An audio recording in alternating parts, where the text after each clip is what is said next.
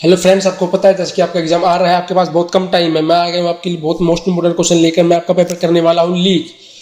Welcome आपका मेरे channel पर, इसका नाम है स्टूडेंट्स पार्टनर। ये वो क्वेश्चन है जो हर साल रिपीट हुए, 5 से 6 मार्क्स के क्वेश्चन है। ये आपके एग्जाम में जरूर फंसेंगे और आप पेपर को फोड़ दोगे। अगर आपने ये क्वेश्चन नहीं किए तो पेपर में बैठ कर आपको रोना पड़ सकता है, पछताओगे। तो इन क्वेश्चन को जरूर कीजिए, इसमें आपको आंसर भी दिए गए हैं। आप वीडियो को पोस्ट करके आंसर को लिखे याद करें, क्योंकि कल आपको पेपर में यही देखने वाले हैं गाइस। तो चलिए शुरू करते हैं। पहला प्रश्न आपकी स्क्रीन पर, प्रथम विश्व युद्ध का भारत पर प्रभाव तथा युद्ध पश्चात परिस्थितियां।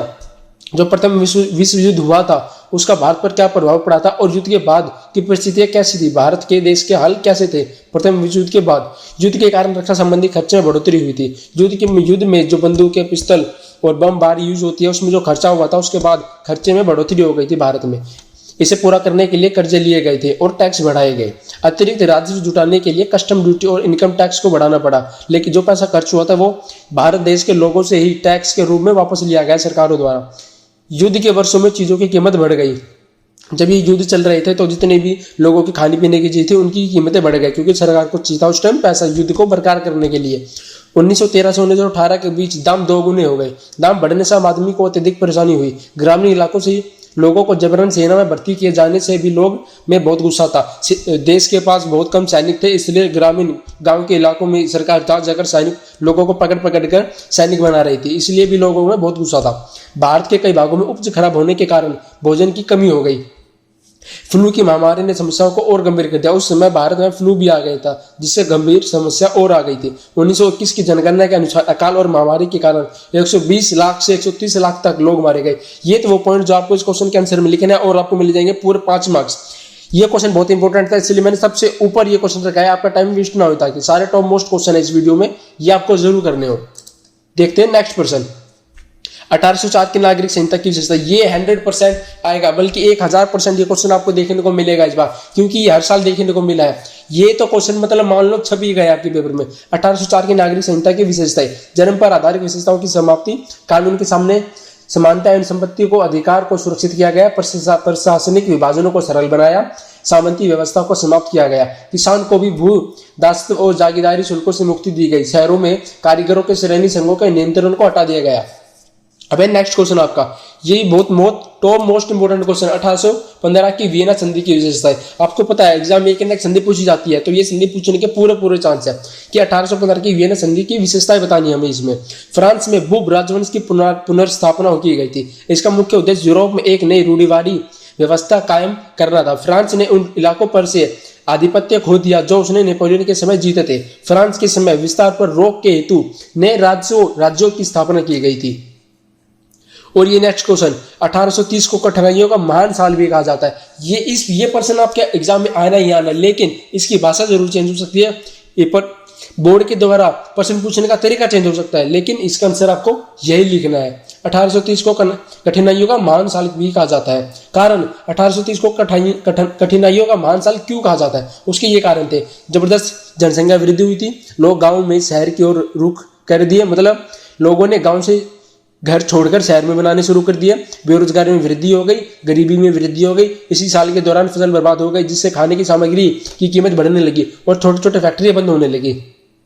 खाने पीने की कमी और व्यापक बेरोजगारी, इन सभी कारणों से लोगों ने सरकार के खिलाफ विद्रोह कर दिया और सड़कों पर उतर आए। जगह जगह विरोध अवरोध लगाया, जिसके कृषक विद्रोह के नाम से जाना गया, जिससे यूरोपीय सरकार को गणतंत्र राज्य घोषित कर दिया गया।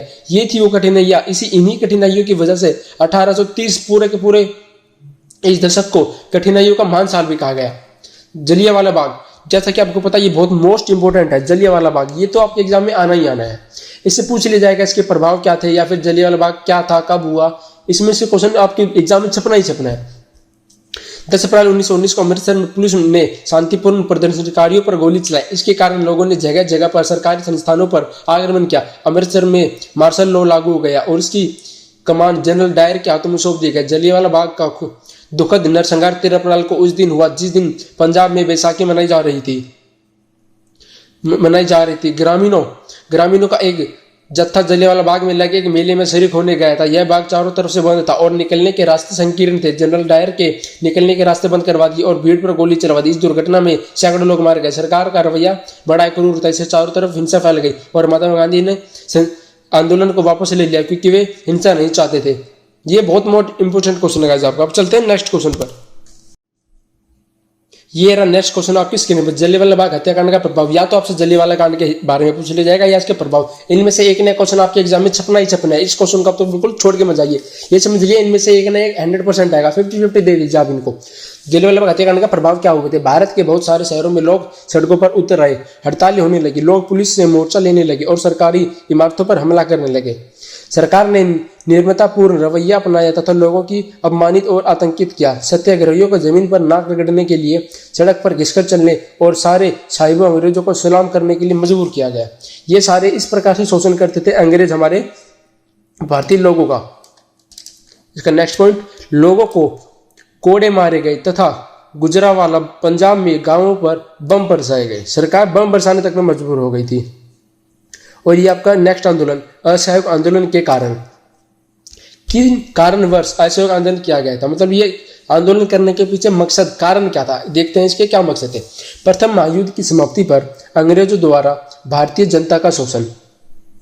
जो प्रथम महायुद्ध हुआ था उसकी समाप्ति के बाद अंग्रेजों ने भारतीय जनता पर शोषण किया। अंग्रेजों द्वारा स्वराज प्रदान करने से मुकर जाना। अंग्रेजों ने कहा था कि स्वराज तुम्हें प्रदान किया जाएगा, मतलब पूरे देश पर तुम ही राज करोगे, लेकिन वो युद्ध के बाद मुकर गए, इसलिए लोगों ने आंदोलन किया था। रोलेट एक्ट का पारित होना। रोलेट एक्ट एक काला कानून था। इसमें सिर्फ और सिर्फ भारतीय लोगों के विरुद्ध रूल और रेगुलेशंस लिखे हुए थे। ये भी सरकार ने पास कर दिया, ब्रिटिश सरकार ने, इसलिए लोग बढ़ गए। और मेन कारण ये भी था असहयोग आंदोलन भारतीय जनता के द्वारा करने के पीछे। जलियांवाला बाग हत्याकांड, जो 1919 में जलियांवाला बाग कांड हुआ था, उससे भी लोग गुस्साए हुए थे, लोगों में आग बबूला हो गए थे भारतीय ब्रिटिश सरकार के खिलाफ।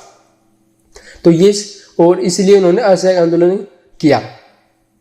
कलकत्ता अधिवेशन में 1920 में कांग्रेस द्वारा असहयोग आंदोलन का प्रस्ताव बहुमत से पारित किया गया।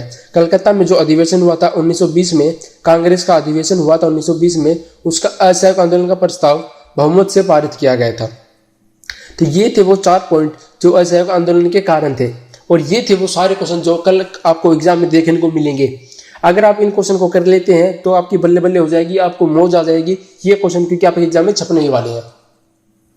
अगर आपको ऐसे एक और क्वेश्चन चाहिए तो आप इस चैनल को कीजिए सब्सक्राइब, वीडियो को लाइक और बेल आइकन को प्रेस कीजिए, ताकि मैं आपके लिए और ऐसी वीडियो लाता रहूं। चल मिलते हैं नेक्स्ट वीडियो में। जुड़ जाइए स्टूडेंट्स पार्टनर चैनल के साथ।